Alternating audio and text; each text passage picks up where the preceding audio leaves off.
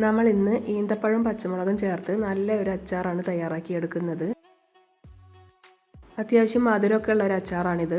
എരിവ് ഇത്തിരി കുറവായിരിക്കും. ബിരിയാണിക്കൊപ്പമൊക്കെയാണ് ഈ ഒരു അച്ചാർ ഏറ്റവും നല്ലത്.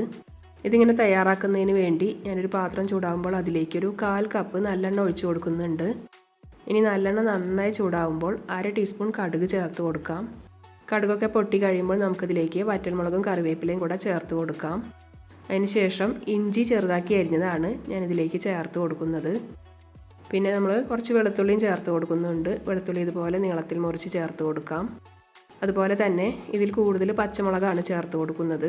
മുളക് പൊടിയേക്കാൾ കൂടുതൽ നമ്മളിതിൽ പച്ചമുളകാണ് കേട്ടോ ചേർത്ത് കൊടുക്കുന്നത്. പച്ചമുളക് ഒരുപാട് ചെറുതാക്കി അരിയേണ്ട, ഇതുപോലെ ഒരു നീളത്തിൽ അരിഞ്ഞെടുത്താൽ മതി. പച്ചമുളകും ഇഞ്ചിയും വെളുത്തുള്ളിയും ഒക്കെ അത്യാവശ്യം നന്നായി തന്നെ ഒന്ന് മൊരിഞ്ഞ് കിട്ടണം. അതുവരെ നമുക്കിങ്ങനെ ഒന്ന് ഇളക്കി കൊടുക്കാം. ഇൻഗ്രീഡിയൻസിൻ്റെ ഒക്കെ അളവെല്ലാം ഞാൻ ഡിസ്ക്രിപ്ഷനിൽ കൊടുത്തേക്കാം കേട്ടോ. ഇപ്പോൾ പച്ചമുളകും വെളുത്തുള്ളിയൊക്കെ നല്ലതുപോലെ മൊരിഞ്ഞ് കിട്ടിയിട്ടുണ്ട്. ഇനി നമുക്കിതിലേക്ക് 1 ടേബിൾ സ്പൂൺ അധികം എരിവില്ലാത്ത കാശ്മീരി മുളക് പൊടി ചേർത്ത് കൊടുക്കാം. കാശ്മീരി മുളക് പൊടി ആകുമ്പോൾ അധികം എരിവൊന്നും ഉണ്ടാവില്ല. അതുകൊണ്ട് കാശ്മീരി മുളക് പൊടി തന്നെ ചേർക്കാൻ ശ്രദ്ധിക്കണം. ഇനി ഇതിലേക്ക് ഒരു 1/4 ടീസ്പൂൺ മഞ്ഞൾപ്പൊടി, 1/2 ടീസ്പൂൺ ഉലുവാപ്പൊടി, അതുപോലെ തന്നെ 1/4 ടീസ്പൂൺ കായത്തിൻ്റെ പൊടിയും കൂടെ ചേർത്ത് കൊടുക്കാം. ഉലുവയൊക്കെ വറുത്ത് പൊടിച്ച് വെച്ചിട്ടുള്ളതാണ്. പൊടികളൊക്കെ നന്നായി ഇളക്കി യോജിപ്പിച്ചിട്ടുണ്ട്. പച്ചമണം മാറി കഴിയുമ്പോൾ നമുക്കിതിലേക്ക് ചെറുതാക്കി മുറിച്ച ഈന്തപ്പഴം ചേർത്ത് കൊടുക്കാം. ഈന്തപ്പഴം കുരു കളഞ്ഞ് ചെറുതാക്കി മുറിച്ചെടുത്തിട്ടുള്ളതാണ്. കുരു കളഞ്ഞതിന് ശേഷമുള്ള വെയിറ്റ് ഒരു 250 ഗ്രാമാണ് വരുന്നത്. ഈന്തപ്പഴം ചേർത്ത് കൊടുത്ത് നന്നായി ഒന്ന് മിക്സ് ചെയ്തെടുക്കണം. ഇതുപോലെ നല്ലതുപോലെ ഇളക്കി മിക്സ് ചെയ്തെടുക്കാം. ഒരുപാട് സോഫ്റ്റ് ആയിട്ടുള്ള ഈന്തപ്പഴമൊന്നുമല്ല. ഇനി നമുക്കിതിലേക്ക് 1 കപ്പ് വിനാഗിരി ചേർത്ത് കൊടുക്കാം. പൊടികളൊക്കെ ചേർത്ത് കൊടുക്കുമ്പോഴേക്കും ഞാൻ ലോ ഫ്ലെയിമിലേക്ക് മാറ്റിയിട്ടുണ്ടായിരുന്നു കേട്ടോ. ലോ ഫ്ലെയിമിൽ വെച്ച് ഇതിങ്ങനെ ഒരു 10 മിനിറ്റോളം ഇളക്കി കൊടുക്കാം. ഇടയ്ക്കൊക്കെ ഒന്ന് ഇളക്കി കൊടുത്താൽ മതി. ഈന്തപ്പഴമൊക്കെ നല്ല സോഫ്റ്റായി വരണം. ഇനി ഞാനിതിലേക്ക് ഒരു 2 ടീസ്പൂൺ ഉപ്പ് ചേർത്ത് കൊടുക്കുകയാണ്. ഉപ്പ് ചേർത്ത് കൊടുത്ത് നല്ലതുപോലെ തന്നെ ഒന്ന് മിക്സ് ചെയ്തെടുക്കാം. ബിരിയാണിക്കൊപ്പമൊക്കെ കഴിക്കാൻ പറ്റിയ നല്ലൊരു അച്ചാറാണിത്. എല്ലാവരും ഒന്ന് ഇതുപോലെ തയ്യാറാക്കി നോക്കണം കേട്ടോ.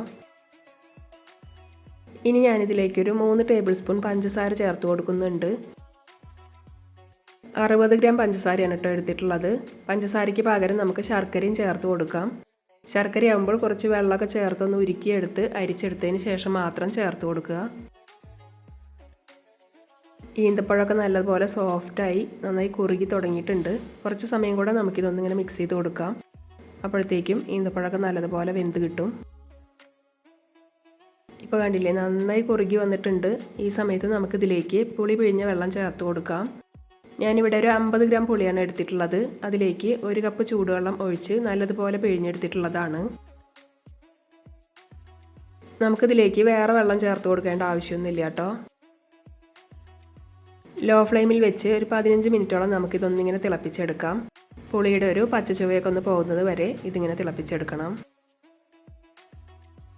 ഇപ്പോൾ 15 മിനിറ്റൊക്കെ ആയിട്ടുണ്ട്. ഈ ഒരു പാകത്തിനാണ് കിട്ടിയിട്ടുള്ളത്. ഇനി ഇത് ചൂടാറുമ്പോൾ ഒന്നുകൂടെ തിക്കായി വരും. ഇത്രയും പാകത്തിനാവുമ്പോൾ തന്നെ നമുക്ക് സ്റ്റവ് ഓഫ് ചെയ്ത് കൊടുക്കാം. നല്ല രുചിയുള്ള ഈന്തപ്പഴ അച്ചാർ ഇവിടെ തയ്യാറായിട്ടുണ്ട്. ഈന്തപ്പഴം പച്ചമുളകും ചേർത്തിട്ടുള്ള ഒരു അച്ചാറാണിത്. എല്ലാവരും ഒന്ന് ട്രൈ ചെയ്ത് നോക്കാൻ മറക്കല്ലേ. വീഡിയോ ഇഷ്ടപ്പെടുന്നുണ്ടെങ്കിൽ ലൈക്ക് ചെയ്യാനും ഷെയർ ചെയ്യാനും സപ്പോർട്ട് ചെയ്യാനൊന്നും മറക്കരുത് കേട്ടോ. ഞാനൊരു സ്പൂണിലെടുത്ത് ഇങ്ങനെ കാണിക്കാം. ഈ ഒരു പാകത്തിന് എത്തിയപ്പോഴാണ് ഞാൻ സ്റ്റവ് ഓഫ് ചെയ്ത് കൊടുത്തിട്ടുള്ളത്. ഇനി ഇത് നന്നായി ചൂടാറിയതിന് ശേഷം എയർ ടൈറ്റ് ആയ ഒരു ബോട്ടിലിൽ നമുക്ക് സൂക്ഷിച്ചു വെക്കാവുന്നതാണ്. സാധാരണ അച്ചാറുകൾ സൂക്ഷിക്കുന്നത് പോലെ തന്നെ എത്ര നാൾ വേണമെങ്കിലും ഇത് കേടുകൂടാതെ സൂക്ഷിച്ചു വെക്കാം. ഇനി നമുക്ക് അടുത്ത നല്ലൊരു വീഡിയോയിൽ കാണാം. Okay, thank you.